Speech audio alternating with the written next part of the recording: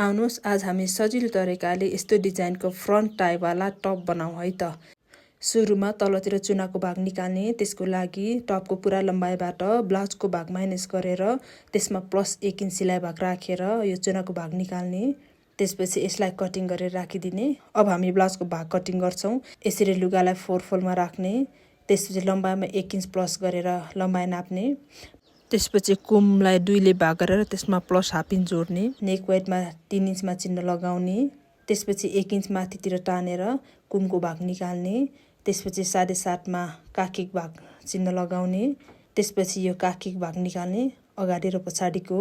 अब कमरको भागमा यतिकै राख्दा पनि हुन्छ। अलिकति सेप मिलाएर लगाउने हो भने 1/2 इन्च अथवा 1 इन्च जति तल डाउन गर्दा पनि हुन्छ।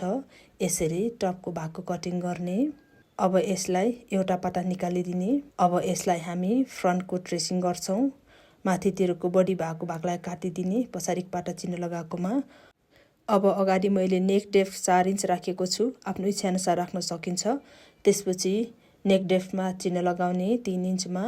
अब यहाँनिर एउटा बक्स बनाउने। बक्स बनाइसके पछाडि यहाँनिर यहाँनिर हातले अथवा फ्रेन्च कर्भ स्केलको सहायताले गलाको डिजाइन निकाल्ने राउन्ड शेपमा।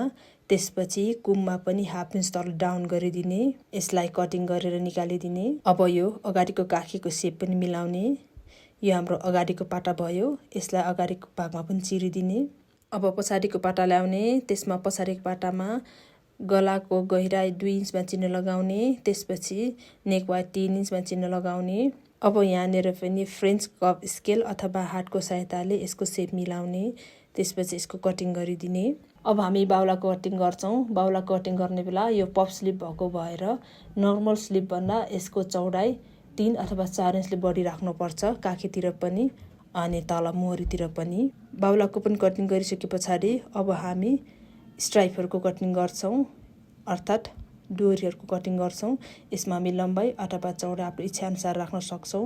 मैले चाहिँ 1.5 इन्चको राखेको छु। कतिवटा राख्ने त्यति नै राख्न सकिन्छ। यसरी सजिलो तरिकाले फ्रन्ट टाईवाला टपको कटिङ गर्न सकिन्छ। आउनुहोस् यो पार्टमा हामी फ्रन्ट टाई टपको स्टिचिङ गरौँ है त। यसको लागि सुरुमा अगाडिको र पछाडिको पार्टलाई यसरी मिलाएर राख्ने अनि कुमबाट र साइडतिरबाट स्टिचिङ गरिदिने।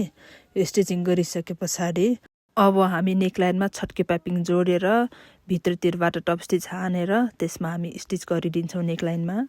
त्यसपछि अब टुना सिलाउँछौँ। टुनाको लागि मैले लम्बाइ 11 र चौडाइ 1.5 इन्चको लिएको छु। यसको लम्बाइ र चौडाइ आफ्नो इच्छाअनुसार राख्न सकिन्छ। मैले यहाँनिर टोटल 6 वटा टुना बनाएको छु। टुनाहरूलाई यसरी मिलाएर सिलाएर अब यो अगाडिको पाटामा चिन्ह लगाउने, कहाँनिर टुना लगाउने भनेर।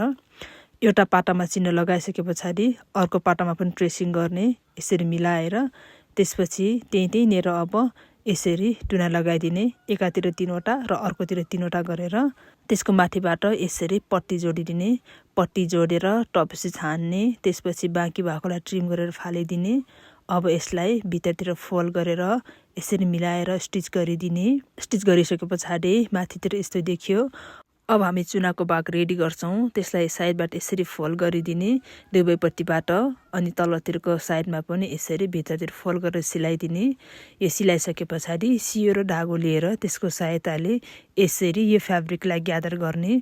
यसलाई मेसिनले ग्यादर गर्दा पनि हुन्छ, तर मलाई चाहिँ सियोले गर्दा सजिलो लाग्छ, त्यही भएर सियोले नै गराउने गर्छु। चुना जोड्ने बेला हाम्रो राउन्ड वेस्टको ठ्याक्कै डबल तलको चुनाको फ्याब्रिक राख्दाखेरि यो ठिक हुन आउँछ, नभए धेरै थोरै आफ्नो अनुसार राख्न सकिन्छ। अब तलतिरको पार्टलाई ग्यादर गरेर हामी माथिको ब्लाउजको भागमा जोडिदिन्छौँ। जोड्ने बेला यसरी फ्रन्टबाट जोड्न सुरु गर्ने, अगाडिको भागबाट यसरी जोड्न सुरु गरेर अर्को छेउसम्म पुग्ने। सिलाउने बेला यो भित्रको चुनाहरूलाई मिलाउँदै सिलाउनु पर्छ। एकातिरको छेउबाट अर्कोतिरको छेउसम्म सिलाइसके पछाडि हाम्रो टप चाहिँ यस्तो देखियो, यो चुनाहरू जोडेर। अब हामी बाहुला जोड्छौँ। बाहुला फ्याब्रिक ल्याउने, त्यसलाई भित्रतिरबाट यसरी फोल्ड गर्ने, तलतिर मोहरीको साइडमा दुवै बाहुलाले यसरी फोल्ड गर्ने। अब हामी इलास्टिक ल्याउँछौँ। इलास्टिक ल्याउने बेला हाम्रो बाहुलाको मोहरीमा 1 इन्च माइनस गरेर ल्याउने। त्यसपछि यो फ्याब्रिकलाई यसरी मिलाएर ल्याउने। त्यसपछि यो फ्याब्रिकलाई यसरी मिलाएर राख्ने। अनि माथितिरबाट यसरी ग्यादर गरिने अलिकति फ्याब्रिकलाई यो ग्यादर गरेको पार्ट चाहिँ हाम्रो कुमको भागमा पर्छ अर्थात् बाहुलाको सेन्टर भागमा पर्छ दुवै बाहुलामा यसरी सेन्टरको भागलाई त्यसरी थोरै गरेर ग्यादर गरिसके पछाडि अब खिपको सहायताले इलास्टिकलाई तलतिरको भागमा छिराएर निकालिदिने यसरी इलास्टिक निकालिसके पछाडि साइडबाट सिलाइदिने दुवै बाहुलालाई यसै गरी सिलाइदिसके पछाडि हाम्रो बाहुला यस्तो देखियो अब यो बाहुलालाई लगेर हाम्रो टपमा जोड्छौँ यसरी मिलाएर जोड्ने बेला चुना चाहिँ कुमको भागतिर पर्नुपर्छ दुवै बाहुला जोडिसके पछाडि हाम्रो टप यस्तो देखियो टप चाहिँ अब रेडी भइसकेको छ मैले 1.5 मिटर फ्याब्रिकमा यो टप रेडी गरेको छु त्यही भएर यसको स्लिप चाहिँ अलिकति छोटो आएको छ अलिकति लामो स्लिप चाहिने भने त्यो अनुसार नै फ्याब्रिक एड गर्न सकिन्छ